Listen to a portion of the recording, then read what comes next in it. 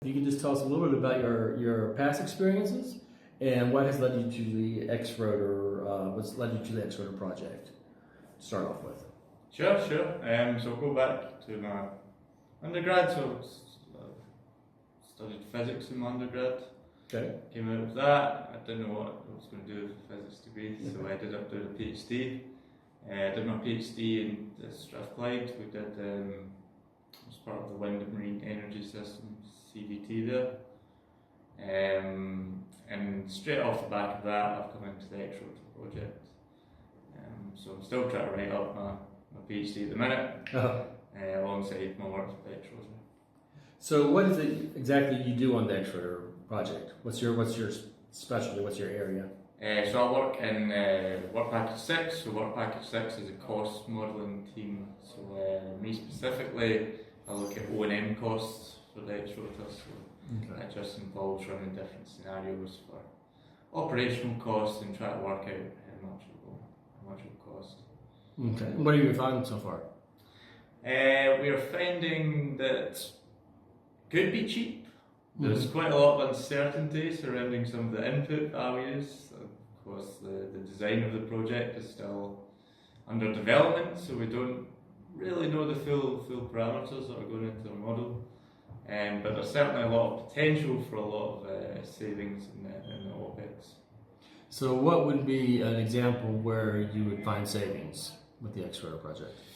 So one example is where we have less components which require a jack-up vessel to replace them. So we're taking out the gearbox, which feels a lot in conventional turbines. That's right. Replacing a lot of the components a lot lower to the sea level, so that improves our accessibility. It means that we can have less expensive charter vessel costs. Okay. And where are you at right now in the project? Where you're working on Work Package 6? So, like, where in that Work Package 6 are you at right now with your data checklist? Yeah, so I came into the project in November there.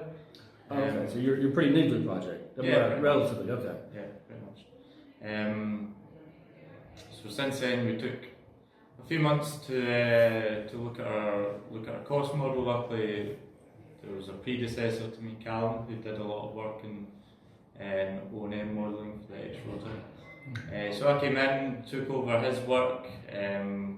We modelled some scenarios for what we think the operations would look like for the X-ROTOR.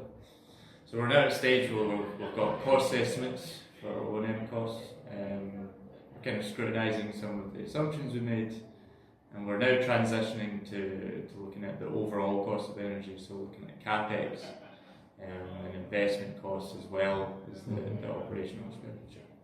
Okay. So we've not got estimates for the overall cost of energy yet, but it's quite a move though from physics to doing more economic stuff though, right? I mean, it's been kind of but you seem to be making the transition pretty good though. Yeah. Luckily we've got some good colleagues at University College Cork, which have a lot more expertise in the financial stuff than I do. So I'm getting good feedback from them. Okay. Oh, good.